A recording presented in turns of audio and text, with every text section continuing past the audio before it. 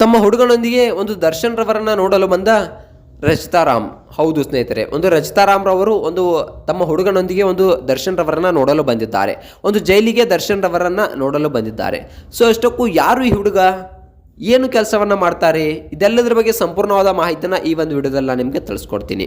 ಅದಕ್ಕೂ ಮೊದಲು ನೀವು ನಮ್ಮ ಚಾನಲ್ಗೆ ಹೊಸಬರಾಗಿದ್ದರೆ, ನೀವೇನು ನಮ್ಮ ಚಾನಲನ್ನು ಸಬ್ಸ್ಕ್ರೈಬ್ ಮಾಡಿಲ್ಲ ಅಂದರೆ ಈ ಕೂಡಲೇ ಸಬ್ಸ್ಕ್ರೈಬ್ ಮಾಡಿ. ಹಾಗೆ ಪಕ್ಕದಲ್ಲಿರೋ ಬೆಲ್ ಐಕನ್ನ ಪ್ರೆಸ್ ಮಾಡೋದ್ರ ಮೂಲಕ ನಮಗೆ ಸಪೋರ್ಟ್ ಮಾಡಿ. ಹಾಗಿದ್ರೆ ಬನ್ನಿ ಸ್ನೇಹಿತರೆ, ತಡ ಯಾಕೆ ಮಾಡೋದು, ವಿಡಿಯೋನ ಸ್ಟಾರ್ಟ್ ಮಾಡೋಣ. ಮೊಟ್ಟ ಮೊದಲದಾಗಿ ನೋಡಬೇಕಪ್ಪ ಅಂತಂದರೆ ರೇಣುಕಾ ಸ್ವಾಮಿ ಕೊಲೆ ಪ್ರಕರಣದಲ್ಲಿ ದರ್ಶನ್ ಈಗಾಗಲೇ ಒಳಗಿದ್ದಾರೆ. ಜೈಲಿನಲ್ಲಿ ಹಲವಾರು ಸಂಕಷ್ಟಗಳನ್ನು, ಹಲವಾರು ಅಡೆತಡೆಗಳನ್ನು ಅನುಭವಿಸ್ತಾ ಇದ್ದಾರೆ. ತುಂಬ ತೀವ್ರ ಬೆನ್ನು ನೋವಿಗೆ ಒಳಗಾಗ್ತಾ ಇದ್ದಾರೆ. ಹಲವಾರು ಆರೋಗ್ಯದ ಮೇಲೆ ಪರಿಣಾಮಗಳು ಬೀರ್ತಿದ್ರು ಕೂಡ ಯಾವುದೇ ರೀತಿಯ ಬೇಲ್ ದರ್ಶನ್ ರವರಿಗೆ ಸಿಗ್ತಾ ಇಲ್ಲ.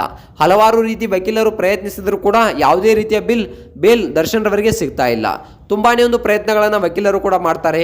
ಆದರೆ ಸುಪ್ರೀಂ ಕೋರ್ಟ್ ಏನನ್ನ ಜಡ್ಜ್ ಮಾಡುತ್ತೆ ಅಪ್ಪ ಅಂತಂದರೆ, ಇಲ್ಲ, ಈ ವಿಚಾರಣೆಯನ್ನು ಮತ್ತೆ ಕೆದಕಬೇಡಿ, ಸೊ ಯಾವುದೇ ರೀತಿಯ ಬೇಲ್ ಸಿಗೋದಿಲ್ಲ, ಸೊ ಯಾವುದೇ ರೀತಿಯ 1 ವರ್ಷ ಇನ್ಮೇಲೆ ಈ ವಿಚಾರವನ್ನು ನಮಗೆ ಹಲವಾರು ಬಾರಿ ಕೆದಕಬೇಡಿ, 1 ವರ್ಷ ಇನ್ಮೇಲೆ ಯಾವುದೇ ರೀತಿಯ ಬೇಲ್ ದರ್ಶನ್ ರವರಿಗೆ ಸಿಗೋದಿಲ್ಲ, 1 ವರ್ಷದೊಳಗಡೆ ಈ ಕೇಸನ್ನು ಮುಗಿಸಲೇಬೇಕು ಅನ್ನೋ ಮಾತನ್ನು ಇಲ್ಲಿ ಮುಖ್ಯ ನ್ಯಾಯಾಧೀಶರು ದರ್ಶನ್ ರವರ ವಿಚಾರವಾಗಿ ಹೇಳ್ಬಿಡ್ತಾರೆ.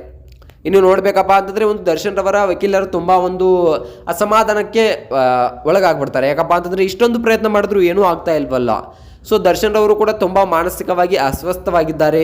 ಯಾವುದೇ ರೀತಿಯ ಸರಿಯಾಗಿ ಊಟಗಳನ್ನು ಮಾಡ್ತಿಲ್ವಂತೆ, ಸರಿಯಾಗಿ ನಿದ್ದೆಯನ್ನು ಕೂಡ ಮಾಡ್ತಿಲ್ವಂತೆ, ತುಂಬ ಅಸ್ವಸ್ಥವಾಗಿದ್ದಾರಂತೆ. ಸೊ ಈಗಿರುವ ದರ್ಶನ್ ರವರನ್ನ ನೋಡಲು ರಚಿತಾರಾಮ್ ರವರು ಕಾರ್ನಲ್ಲಿ ಬಂದಿದ್ದಾರೆ.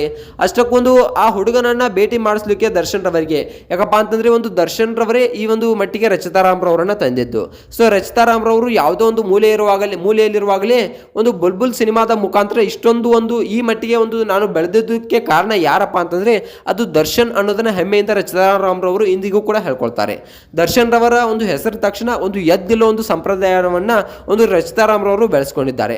ಅವರೇ ನನ್ನ ಗುರು, ಅವರೇ ನನಗೆ ಎಲ್ಲ, ಯಾಕಪ್ಪ ಅಂತಂದ್ರೆ ನಾನು ಇಷ್ಟೊಂದರ ಮಟ್ಟಿಗೆ ಬೆಳೆದಿದ್ದೇನೆ ಅಂದರೆ ಅದಕ್ಕೆ ಅವರೇ ಕಾರಣ ಅನ್ನೋ ಮಾತನ್ನು ಕೂಡ ನಟಿ ರಚಿತಾರಾಮ್ ರವರು ಹೇಳ್ತಾರೆ.